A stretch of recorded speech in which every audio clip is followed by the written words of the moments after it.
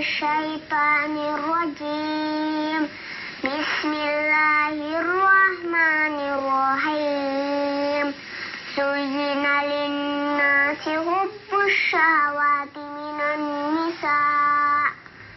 النساء والبنين والقناطير المقنطرة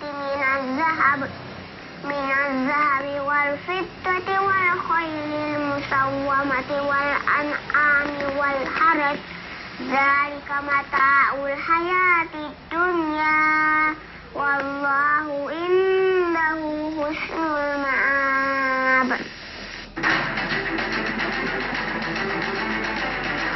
Setiap makhluk hidup di dunia ini pasti akan mati, tak terkecuali manusia.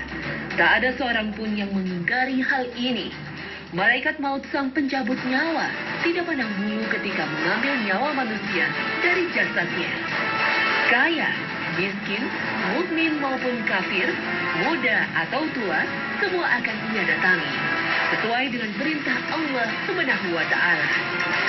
Semua akan dicabut nyawanya, tak peduli suka atau terpaksa. Jika sudah waktunya, tak ada yang bisa menangguhkan kematian meski hanya sedetik saja. Mungkin ada yang hampir tak percaya ketika ada pemain sepak bola tiba-tiba meninggal saat sedang bermain bola di lapangan. Atau ketika seorang penceramah tiba-tiba menghentikan ceramahnya karena maut telah menjemputnya tanpa permisi. Memang begitulah maut. Tak ada yang tahu kapan ia akan menjemput.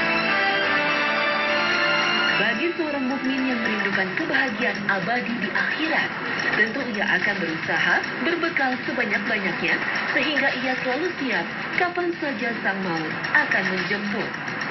Ia selalu sadar jika kehidupan di dunia ini hanyalah fana. Begitu nyawa keluar dari badannya, semua kenikmatan dunia akan ditinggalkannya. Sebagaimana firman Allah Subhanahu wa Ta'ala. وَمَنْ يَبْتَغِ غَيْرَ الْإِسْلَامِ دِينًا فَلَنْ يُقْبَلَ مِنْهُ وَهُوَ فِي الْآخِرَةِ مِنَ الْخَاسِرِينَ. Kehidupan dunia itu tidak lain hanyalah kesenangan yang memperdayakan. Al-Quran Surah Ali Imran ayat 85. Namun sungguh sangat disayangkan, seorang mukmin yang demikian itu saat ini semakin sulit ditemukan. Karena kebanyakan kaum muslimin saat ini terlihat lebih cinta dunia dan takut mati. Fenomena ini begitu terasa dan sangat mudah dibuktikan. Begitu banyak kaum muslimin yang mengisi kehidupannya untuk memburu dunia. Hanya kenikmatan dan pernak-pernik dunia yang ada di kepalanya hingga tanpa terasa ia telah melupakan akhiratnya.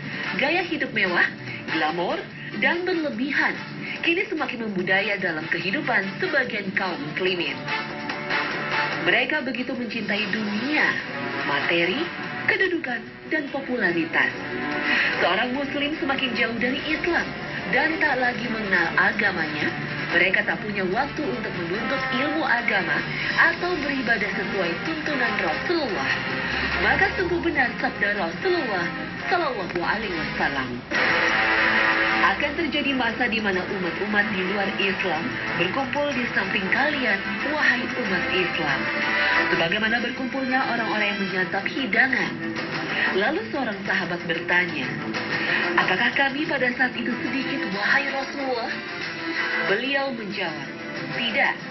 Bahkan ketika itu jumlah kalian banyak. Akan tetapi kalian ketika itu bagaikan buih di lautan. Ketika itu Allah hilangkan dari musuh-musuh kalian rasa segan dan takut terhadap kalian. Dan kalian tertimpa penyakit wahan. Sahabat tadi bertanya lagi, wahai Rasulullah, apa yang engkau maksud dengan wahan itu? Rasulullah menjawab, cinta dunia dan takut mati. Hadis riwayat Abu Dawud. Sikap cinta terhadap dunia dan takut mati sejatinya terjadi sebab kurangnya rasa syukur kita kepada Allah Ta'ala. Tidak adanya rasa syukur inilah yang kemudian menumbuhkan sifat tamak, tak pernah puas, terhadap segala karunia yang Allah berikan.